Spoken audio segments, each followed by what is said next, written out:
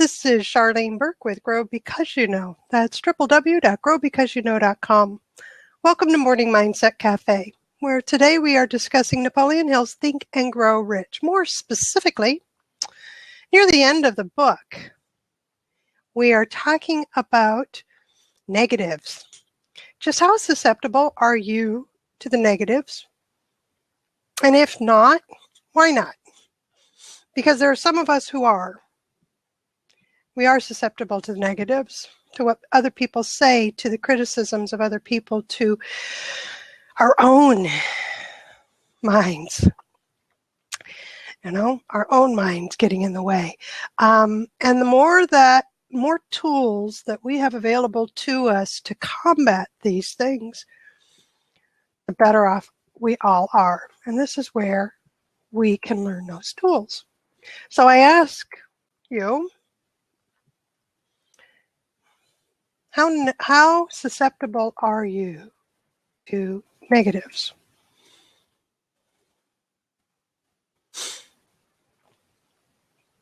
Let's put it this way. According to Napoleon Hill, without doubt, the most common weakness of all human beings is the habit of leaving their minds open to the negative influence of other people. And as I'm reading that, I don't think it means just you come on here with a negative attitude or try to tear me down one-to-one. I think it also means being exposed to television, being exposed to commentators, being put into a classroom, maybe, with a professor, instructor, teacher, trainer who isn't about building up, but is more about tearing down. And we have Tom saying, over the years, I have gone from being super confident to the why me self-pity back to the confident again. And there's the internal negative, huh? The why me self-pity. It looks like it was a cycle for you. Does it have to be cyclical, though? Does it have to happen again? That's my challenge to you. According to Napoleon Hill, it doesn't. And my own experience says that when I get back in the habit of leaving my mind open to the others, to those negatives, when I watch too much news, when I we're in the political season here in the U.S., so I don't listen to the ads and I don't watch the debates, to be honest. I get my news elsewhere, and it's specific. I look for things specifically, and I'm looking for facts and information to back up what is said. Otherwise, I'm going to be hearing all this negative from not just candidates, from supporters, from activists. How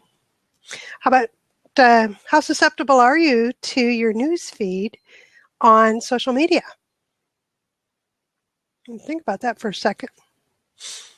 I really didn't realize how negative a lot of my news feed was until I put to use an app. It is an extension for Chrome that allows me to remove the news feed and only see updates relevant to groups and pages that I belong to.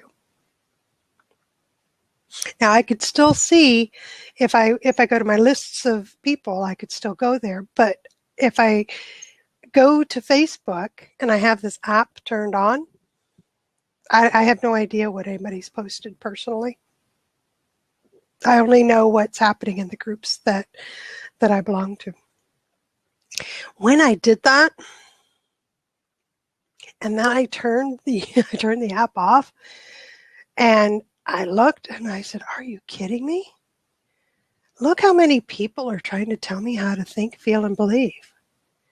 And I mean how to think, feel, and believe. They have the audacity to say, you should be angry about this. You should feel sad about this. No, I don't. But until I was removed from it,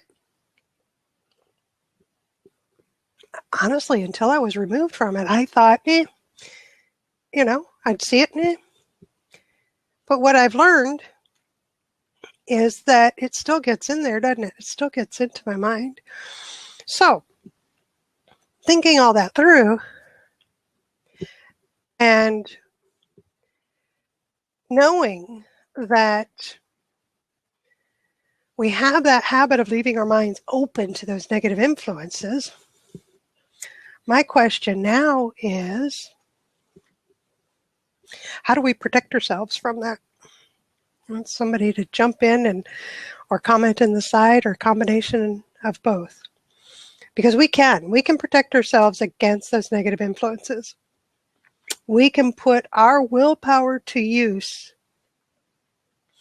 until we have a wall of immunity in our own mind. So how do you do that? We have a couple of great comments coming. We have the greatest threat to your mind is the external forces that desire to control your thoughts. Yes. Welcome, Matt. Morning. Good morning. How are you? Great. How are you today? I'm pretty good. Still have, still a little, not quite the voice I wish I had, but, it's so much better. So much better. I was thinking about how easy it is for people to sort of incite our egos. Like if we let our guard down when they're negative toward us, it's very easy for us to just become negative and reactive with them. Like complaining is an example. Complaining about everything. It's easy. It is when you hear it enough, or if it happens to hit my button. Mm-hmm. That is to say that there are things that I have strong views on, mm-hmm. and I'm generally able to control myself and bring out my views in appropriate settings, meaning I'm not one to, I try not to incite an argument or intensify a debate or, start a fight or anything like that. But, I think it's safe to say that I can come out as opinionated. And saying that, knowing that, I'm careful to not be drawn in until somebody hits my button. That's interesting you said that. Yeah, we don't have that's why politics is such a hot topic, because it's so polarizing. Because as soon as you start talking about politics, it's easy to just get polarized on the topic and not people the both viewpoints. That and very personal. I think politics and religion and finances are very personal. All right, who are you laughing at? that next thing you typed in. Oh, you all right. Let's get your thoughts on this one. You're all by nature lazy and different. It's because the default of getting by, being lazy, that's easy. That's why we're all susceptible to it, because it's easy. It's difficult to do the real work. Like one of my examples, in conversations I've noticed with people that I've tried to talk to, whether it's online or mostly when it's online or in person, when you want to be sincere with somebody, and people love this because I like to get sincere about things, and I like to get philosophical and curious and discuss, and then somebody just responds to you with complete sarcasm, like 100% sarcasm. You're like, can you just be sincere with me for a second? Like, can I have return sincerity? But no, it's people see that as being too serious. Like, you should lighten up, and you should just... Not necessarily. Yeah. Sometimes sarcasm comes out because you've hit a button. Yeah. That's the way I see it. Sometimes sarcasm comes out because they want to be the center of attention. Yeah. They want to have control of the conversation and divert it. It's just nice when people are reciprocal with how you feel about something. Like, we can have a decent conversation instead of me trying to say things and then you're over there or somebody else is over there, like, trying to be the center of attention or constantly in a mood. You brought your mood to the room, didn't you? That's why like, if I try to talk to somebody and they're completely negative and responding or whatever, I'll just check out. All right, I'm not even gonna talk to you. Sorry, I'll go back to my book. Well, I'm glad it's obvious you don't feel that way about us, because you come on here and spend your time with us. That's great. But I have to tell you, over the months it's probably the maturity level of the person I'm talking to. Well, part of it. On a program like this, it can be difficult to sustain focus and a level of, I'm not even going to say positivity, I'm going to say a level of growth in the way we're talking. Because there are times when we're talking pretty serious stuff. There aren't complete answers, right? Yeah.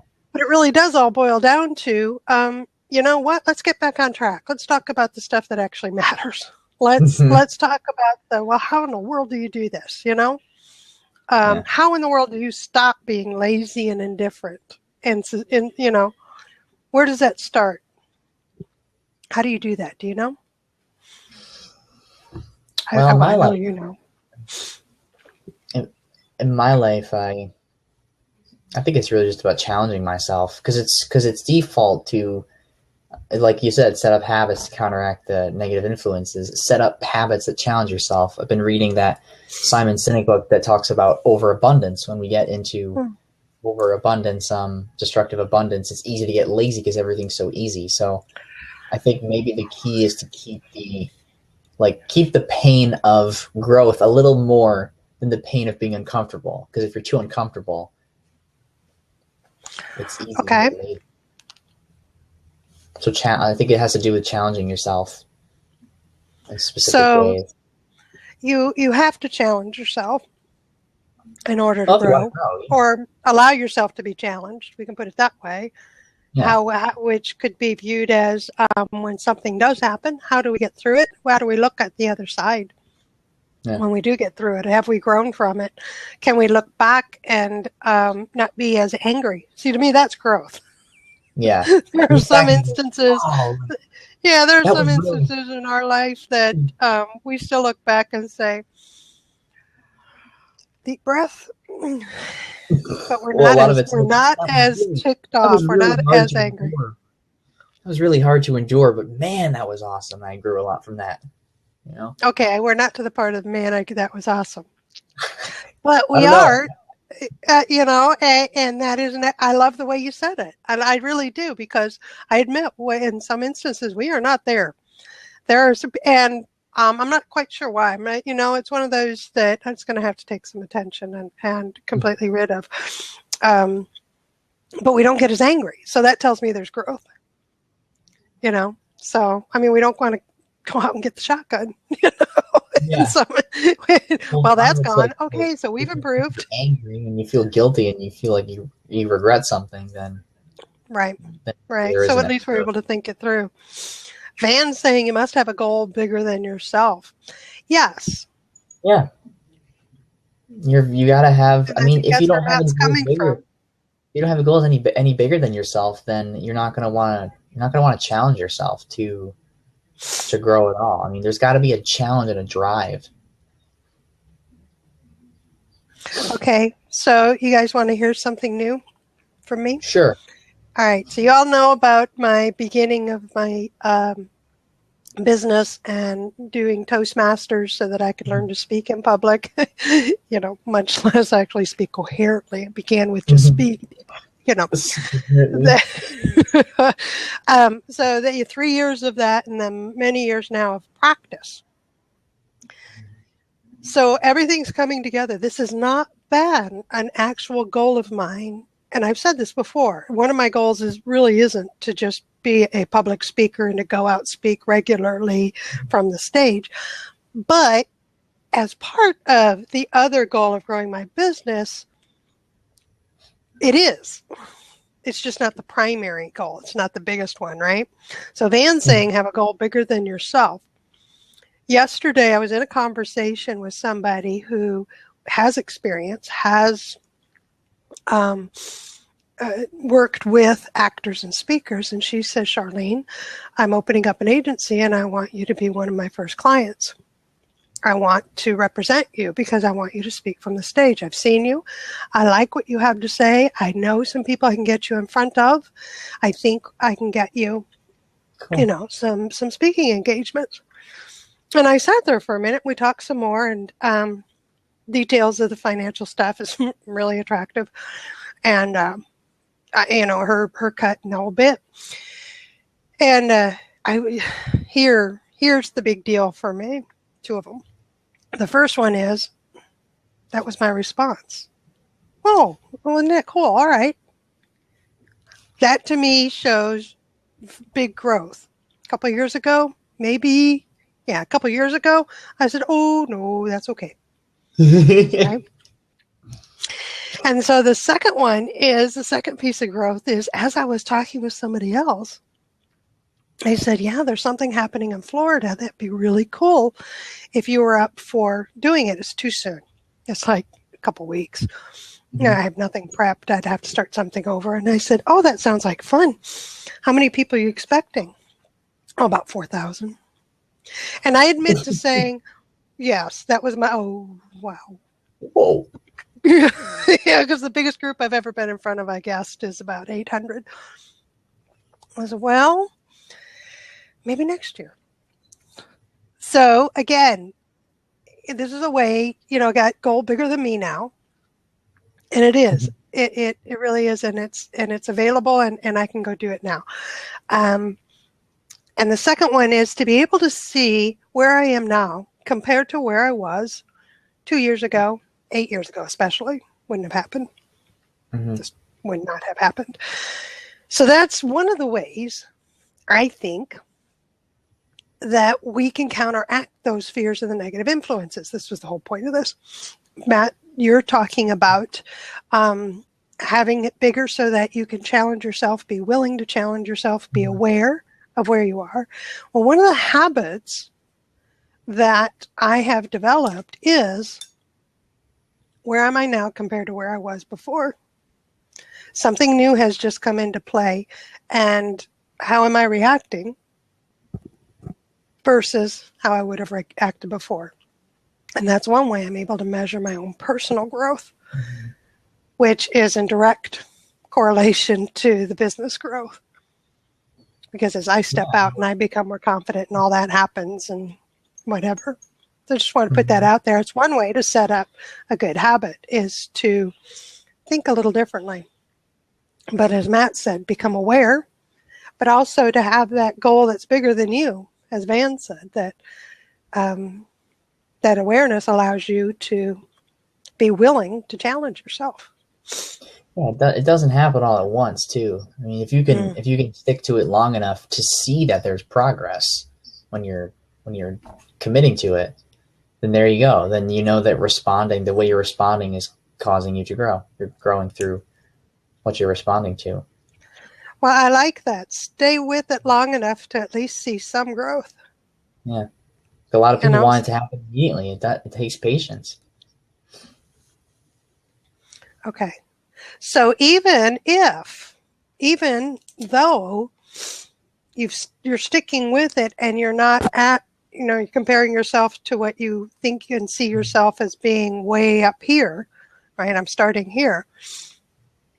Develop that habit, or ask somebody to show you, how can I identify the first milestone, the first piece of change, the first evidence that what I'm doing is really helping me to grow personally. The business is easier to see because it's monetary. I've got more customers. I've got more money coming in. I have more stuff happening and things, opportunities. So the personal growth is the being able to see that there has been a little bit of change and growth. I like that. I think part of it too is paying attention to people around you that are above you, that maybe recognize expertise, but also paying attention to people that might be following and replicating what you're doing. Like in FCCLA, when I've done youth leadership stuff, sometimes I've noticed like other people agreeing with similar ideas I have, or taking something that I've done and saying, wow, that actually worked. Or somebody above me saying, like that's like, I know this is kind of ego massaging, but when I come on blab and somebody's like, wow, you're so articulate at such a young age and you're 21. Mm-hmm. It's pretty awesome, isn't it? And I try to let that get to my head because it's so easy, but that's something I pay attention to. Oh, trust me, I get it. I was always older than the group I was in. Yeah, I recognize myself in you, and I used to get the same things all the time. And you're just so smart. Well, because I pay attention, right? Yeah. And that's, well, I read and I pay attention and I put it to use. Yeah. And the point is, we all need a bit of ego massage. But what it tells us is that it's complimentary. Mm-hmm. It's not derogatory, and shouldn't. If it is, then of course move away. But you take that as, hey, that's pretty cool. All right, I am on the right path, right?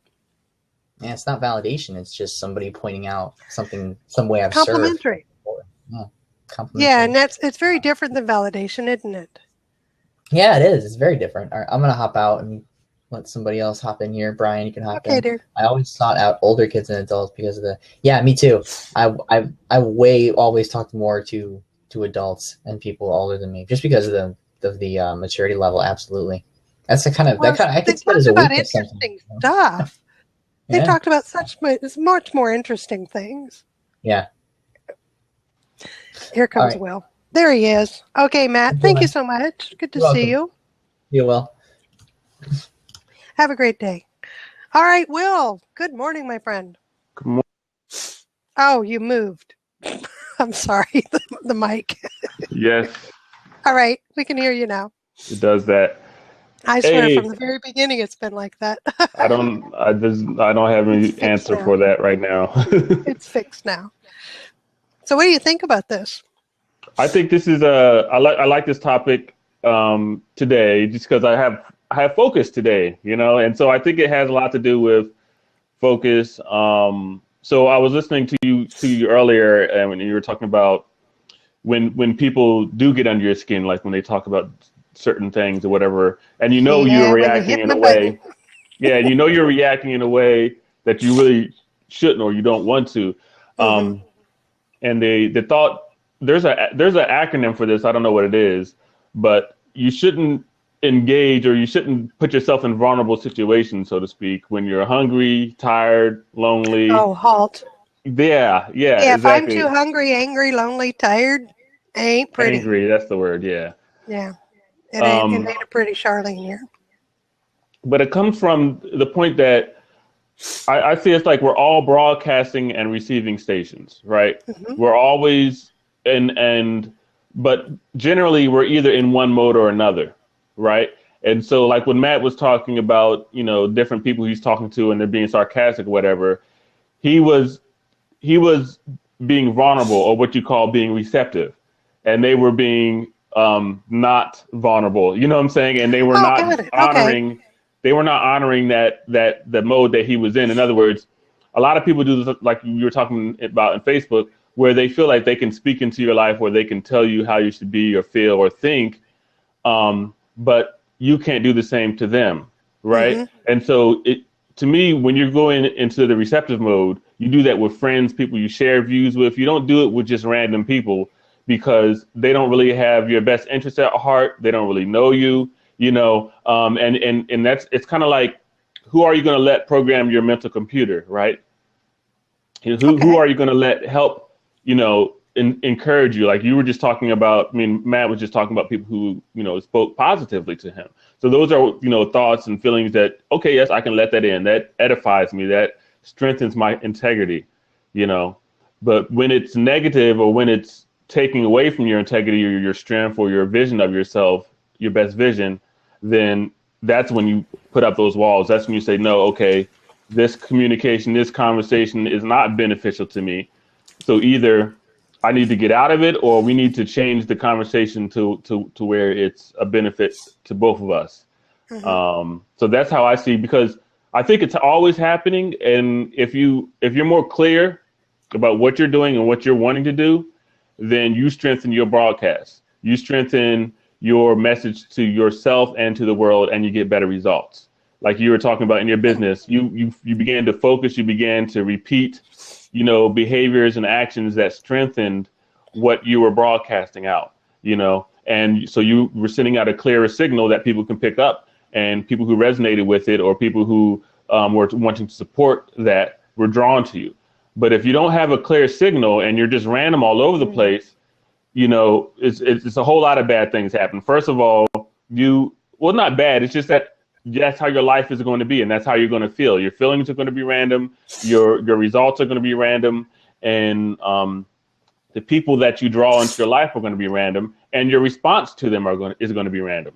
And that's the key we're talking about here. Like, if someone comes into my life and starts talking all crazy, do I really have to consider what they're saying? Is that true? Is that part of me? But if I've already said, this is who I am, this is what I'm doing, this is what I represent, and I'm clear about that, when they come and talk to me, I can immediately say, okay, yes, that agrees with how I think and how I view the world. We can have this conversation. Or no, that doesn't.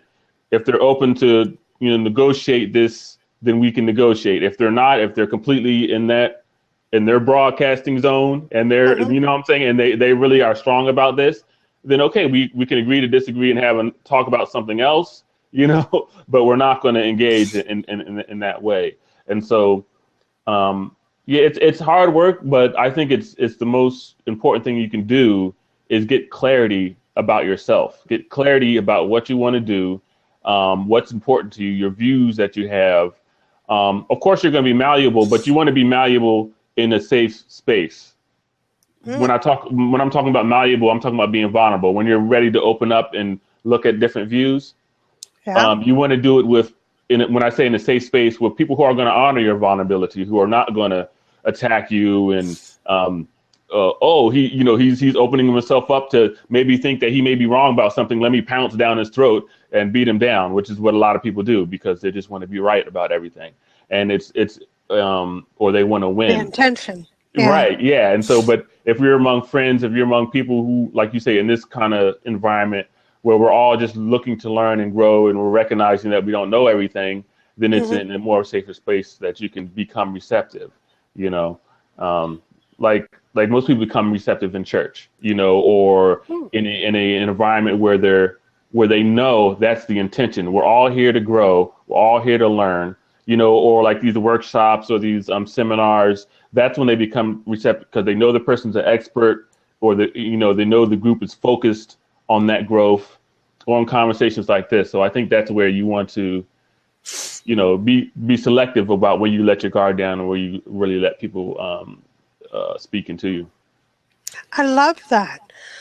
So we become aware of ourselves, and we are willing to grow and change and be better, be more, whatever we want to call that, but to grow and change.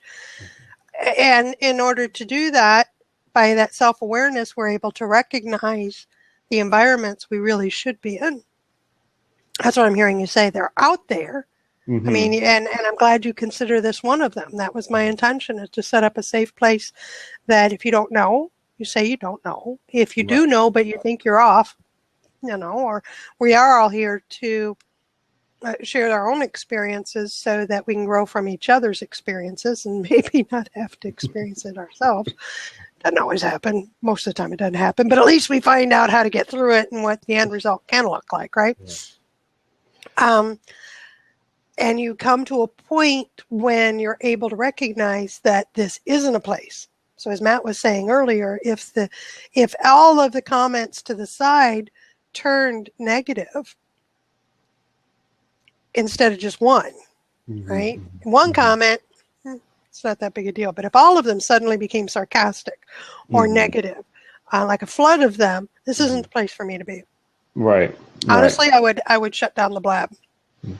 And I think that's one of the benefits of being an introvert, at least, is we normally gauge that first before we even engage. In other words, if there's a conversation happening, we'll listen and see how people are reacting to each other and say, okay, is this safe for me to go and talk? You know what I'm saying? But it doesn't matter if you're introvert or extrovert, because once you're out there, it's just as easily say, okay, no, this is not working out. Let me remove myself from this conversation. And yeah, I think it's really important, because I do that all the time. Like I put myself intentionally in the receptive mode but I'm doing it when I have something like, I'm listening to Bob Proctor or, Anthony Robbins, it's like, okay, again, these people, intention. Intention. I know they're going to build. I am going to listen here because I am going to learn. Right. And while I'm doing that, I'm taking my notes. I'm clarifying what I'm thinking about myself. And then when I go out into the world, that's the self that I am being. And that is also the people I'm looking to agree. I'm looking for people to agree with that. Right. Or I'm looking to form that agreement. That's when you go back into that broadcasting mode. Right. So I use this broadcasting metaphor a lot because I went to school for broadcast media technology. Right. So it's your language. Yeah, it's my language. And what they do is they create programs, and the programs have an intention. Right. Each program that you watch on TV has an intention on what it wants you to think or feel. And we're the same way as people. We generally want people to think or feel like us.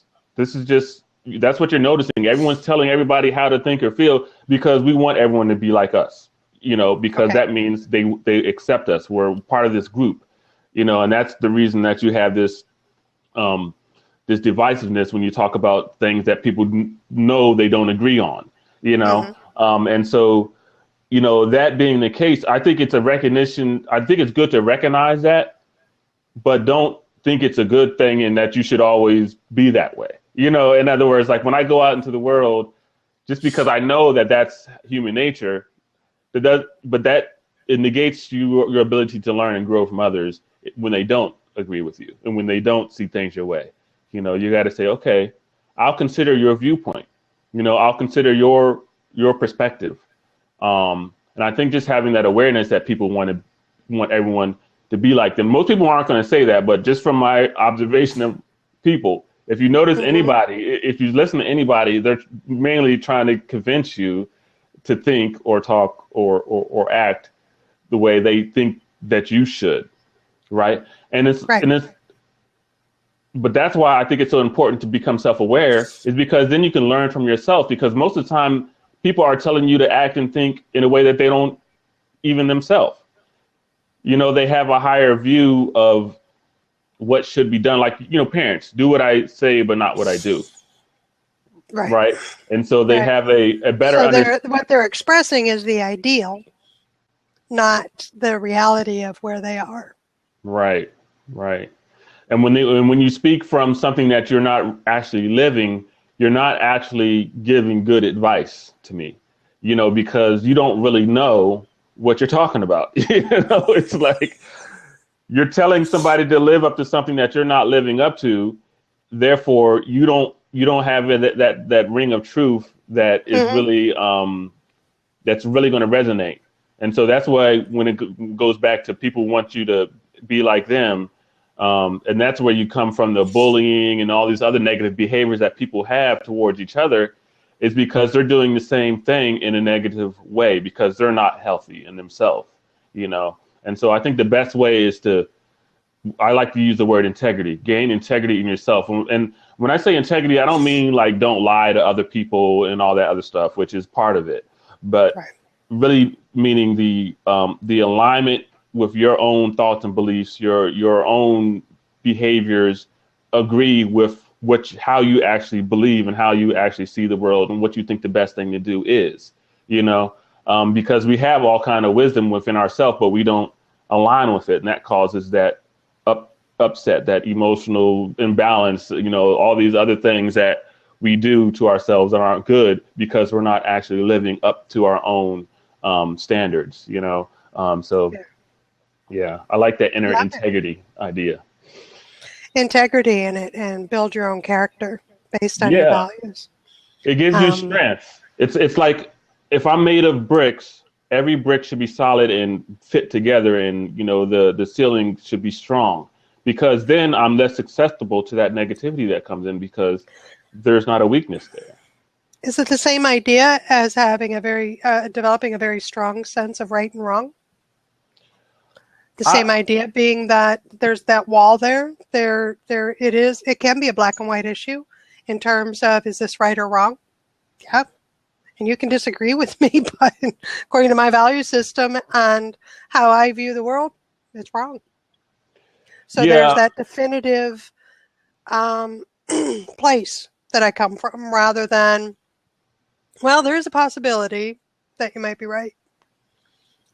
I'm not saying in all things. I'm saying that they're that love, because you're bringing integrity in. So integrity is part of the character that we have, and that includes our value system, our morals, what we consider to be right and wrong, the foundation of the strength that we have. So that's where I'm coming from. So what I'm hearing you say is, when trying to decipher and determine who to have around us, which is actually what Napoleon Hill said earlier, was to build a wall, put your willpower to use. And we have will with us right now, so you have the power, my friend. Yes, I thought of you when I saw this. I did. I said, well, that's why I separated it into two words, will, power. Yeah. Got my friend Will behind me. So protect yourself against negative influences, put your willpower to use until you have a wall of immunity in your own mind.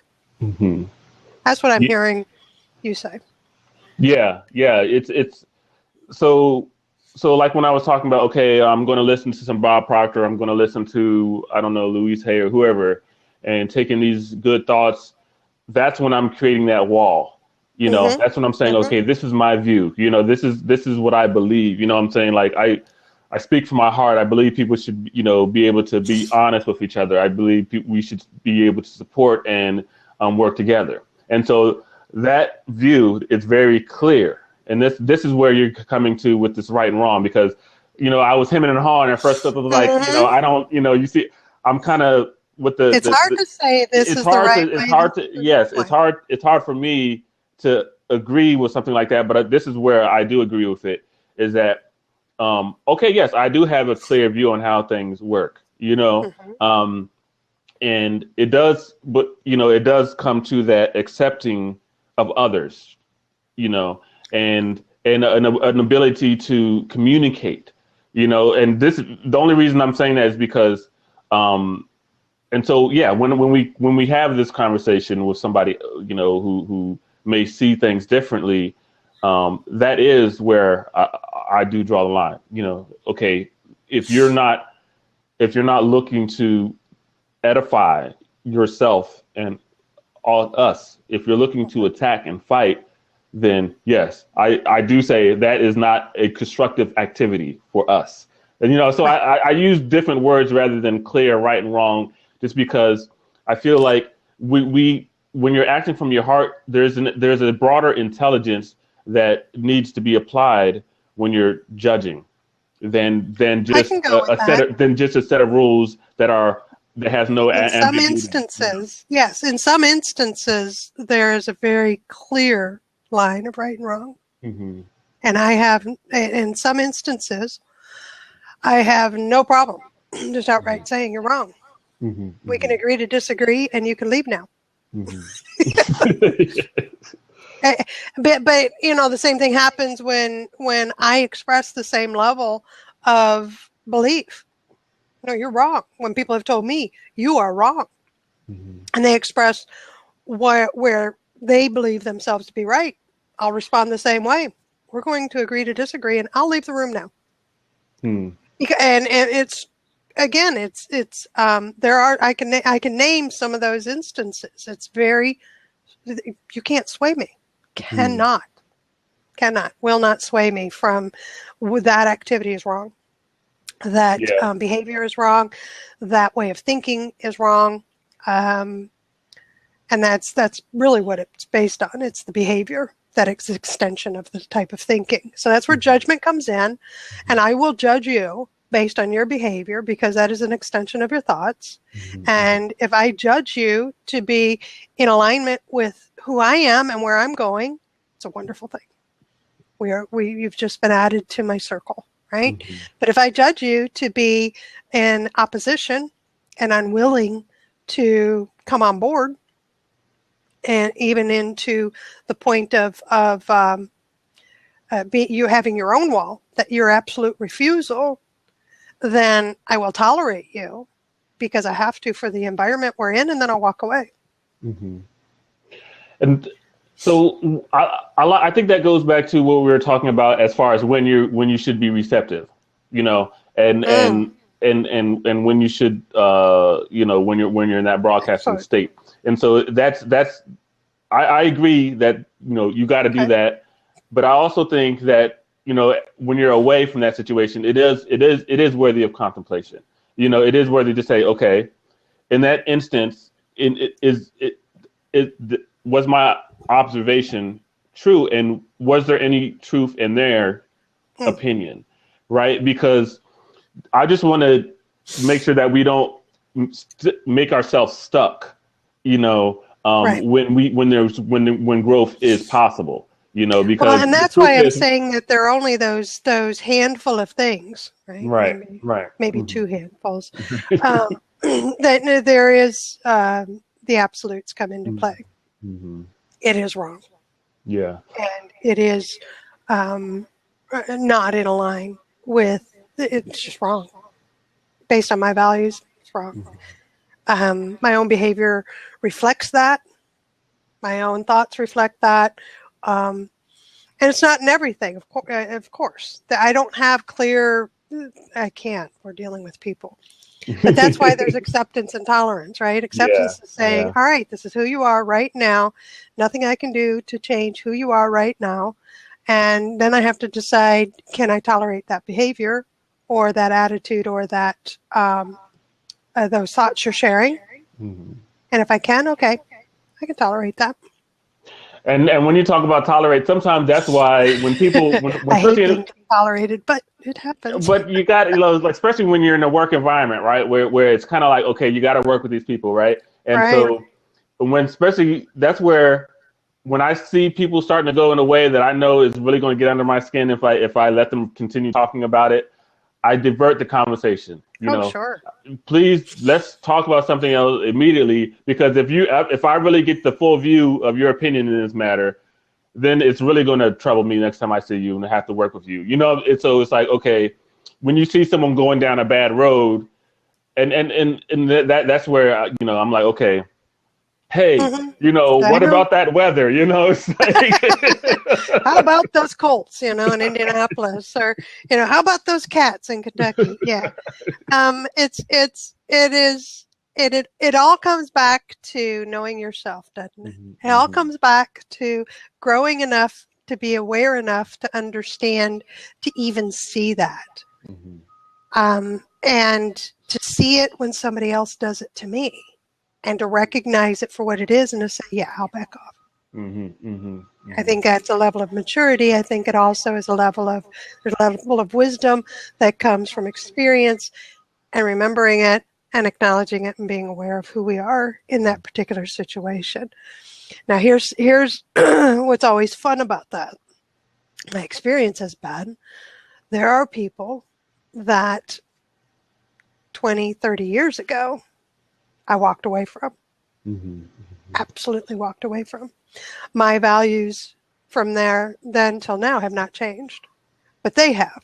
Enough time has passed that I'm going to initially approach you with the only way I know you, which was 20, 30 years ago, but you are acting differently and speaking differently. And it's obvious that some changes have happened, so I'll engage. And we have a conversation.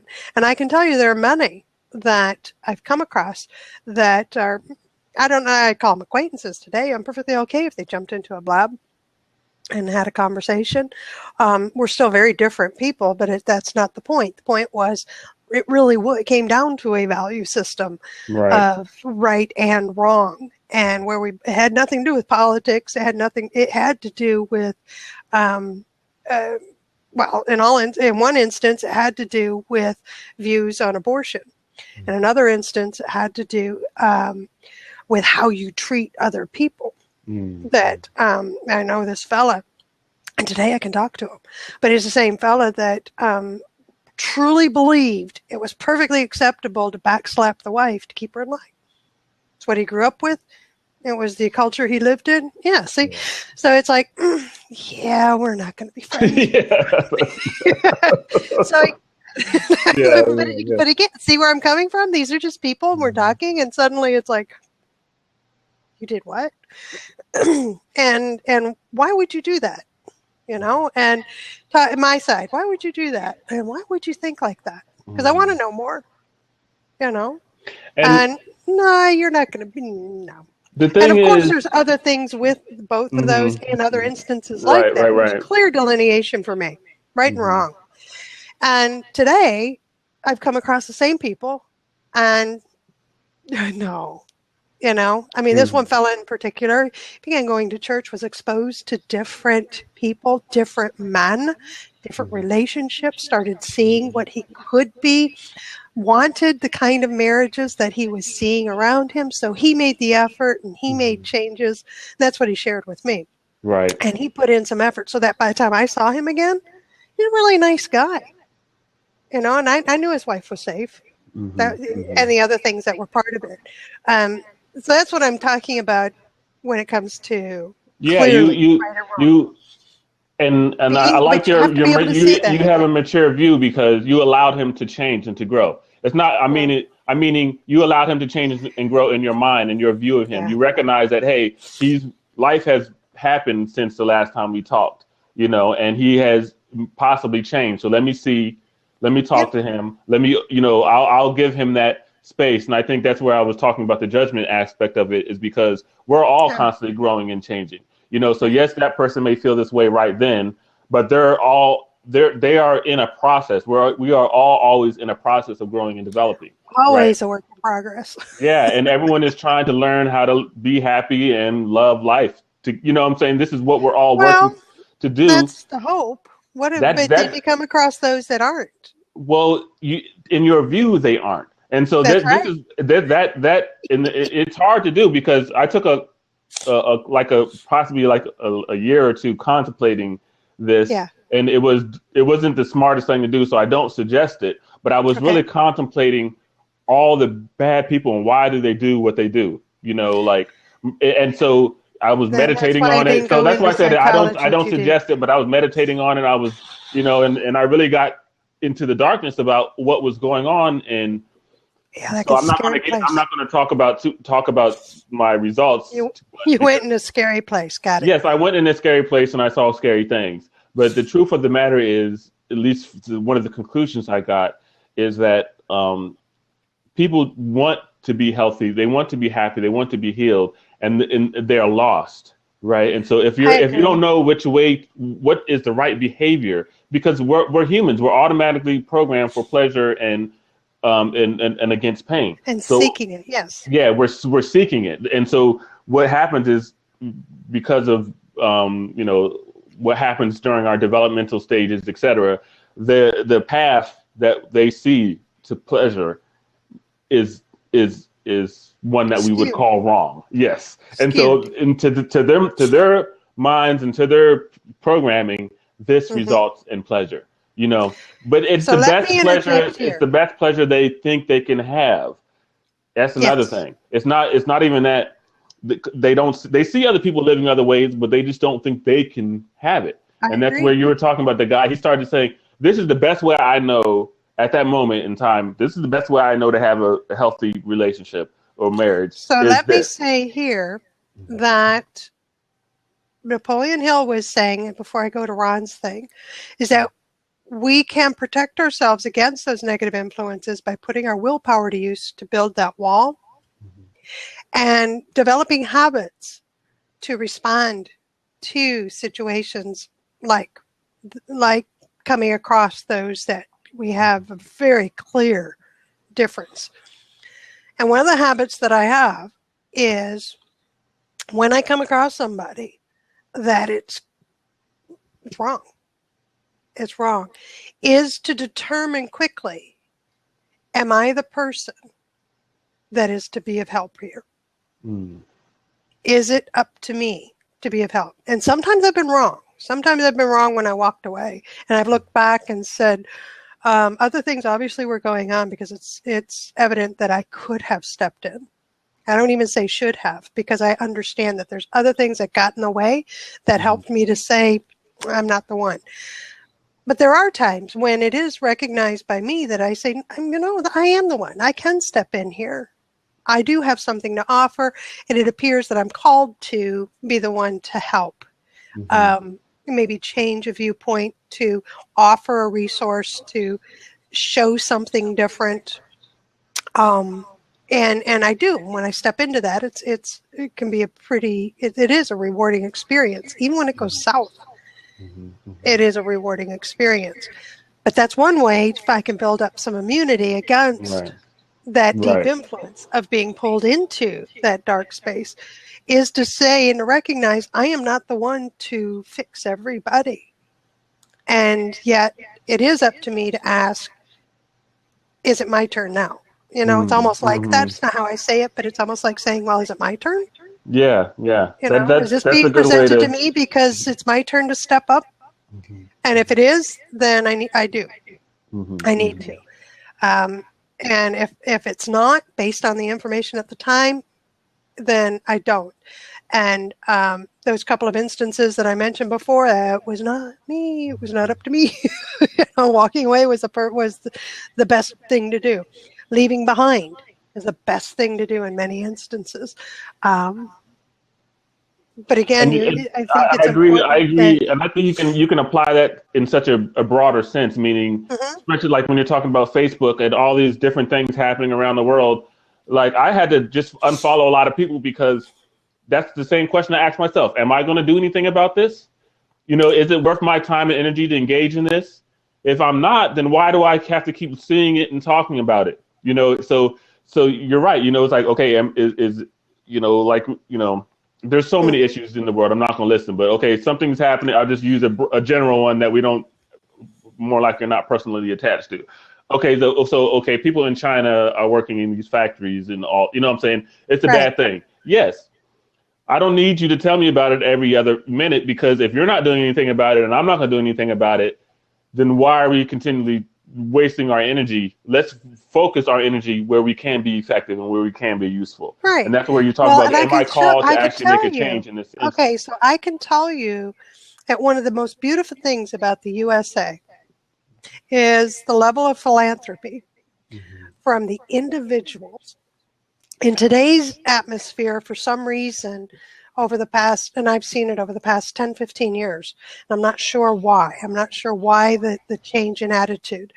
But it seems that when I talk to people about philanthropy and donating and showing up, not even voluntary, but talking about the money, they all think in terms of, well, it's the rich billionaires. It's those rich corporations that do things. And it's not. Hospitals were built in the USA from private donations from people like you and me. Those who did have money, Andrew Carnegie being one of them, he built 2,700 some odd libraries throughout the United States. Private funding. Didn't need government intervention. Didn't want it. Medical research. The guy who, Toomas, is the fella who's credited with helping to win World War II, the World War, because of the use of radio frequencies and the ability to encrypt and what have you. But private. It was private research, privately funded. Essentially the cure for cancer is sitting right now in a privately funded research facility. But it's the idea of philanthropy that is in the U.S. where we step up with our dollars, with our our efforts. And it's that attitude that we come up with. We're here to help. And that's a general culture within the U.S. that I think we can align ourselves with, those kind of people that think like that. And that's what I want to be. I want to be a philanthropist when I have enough money. In the meantime, I just donate when I have the money. I love that you're saying that, Charlene, because that's exactly what I think we should do. We should be as Americans. You know, we have, because and we are. Yeah, because that's the only way. I mean, that's not the only way, but I'm saying it's to me our responsibility, being that we basically have everything, and we basically get in trouble when we try to get more of stuff that we don't need. You know, but we have such a capacity and ability to be of service and of help. Well, and the capacity and the ability is being shown. That's what I want to remind myself of, not necessarily you, because I know you see it well, and those who are listening right now, is that is a way to build that wall of immunity against the negative influence. Is instead of hearing and absorbing the whining about the rich people having too much, I mean, that simple attitude is enough to really embed itself. I see it all the time in my area. You know, I call it a $12 an hour town. You can't make more than $15 an hour. $12 an hour is good enough, because all the rich people out there, they're the ones that control what I make. That's part of the attitude, right? Right. And it's so not true. Right. It is not true. All it takes is a little shift in thinking, and look at the neighbor that just gave $25 to Dare to Care. Look at look at your own checkbook and see that you just wrote a check for $10 to Leukemia Society.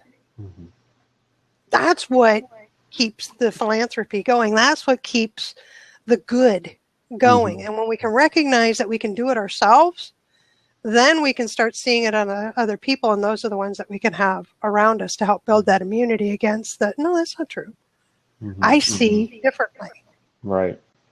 And you're talking about, Ron, like what Ron is saying here, you know, about the group of people, you know, the positive impact of sharing with like-minded people and sharing with people who have that positive orientation, so to speak, and building with them, you know, like you were talking about the guy who changed his view about his wife and everything, because he just started connecting with positive people who had a broader, you know, maybe a more positive view. You know, he said, okay, I can share with this. I can grow with this. Peer pressure does a lot of good, I got to tell you. Because really, it works both ways, you know. And so that's what we're talking about. It's peer pressure. And yeah, it's interesting you mentioned peer pressure, because I remember, you know, one of the funnest Babs I was on, it was me, it was Leah, Amy, and Carlos, and we were all talking about Periscope, and we allowed Leah to peer pressure all of us, you know, to get on Periscope right then, because we were talking about it and how it's hard and all this other stuff.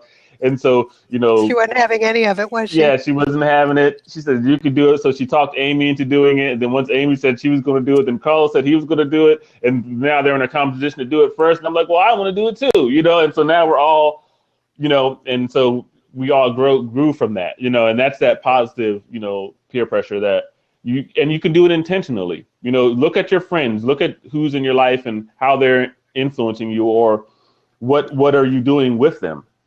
Right? How are you thinking when you're with them, and what is the result of your time together? This is a good measure. How do you feel after you're done talking? Like after you hang up the phone, after you leave the meeting or whatever, how do you feel? Are you feeling down or are you feeling up? If you're feeling up, it's more likely a gooder group to be. If you're feeling stressed or drained every time, then there's something you need to look at, you know. And so that's the how. That's the how. How to recognize that you're in the right group of people for you. And if you are, to stick with them, because they're there to build you up and support you, as Ron is saying. And that helps to build that wall of immunity against the negatives. Love it. All right, I'm going to close out the recording portion and keep the room open for another half hour or so. I want to thank everybody who's joined me in the live stream. Good to see you, Will. And those in the comment section, terrific comments, making for a great discussion. Thank you so much. Those watching the replay, hey, thank you. I'm glad you've lasted this long. This is Charlene Burke with Grow Because You Know. That's www.growbecauseyouknow.com. Let's move forward with the day on purpose with purpose to grow our hearts, grow our minds, and grow our businesses. Until next time, have a great day.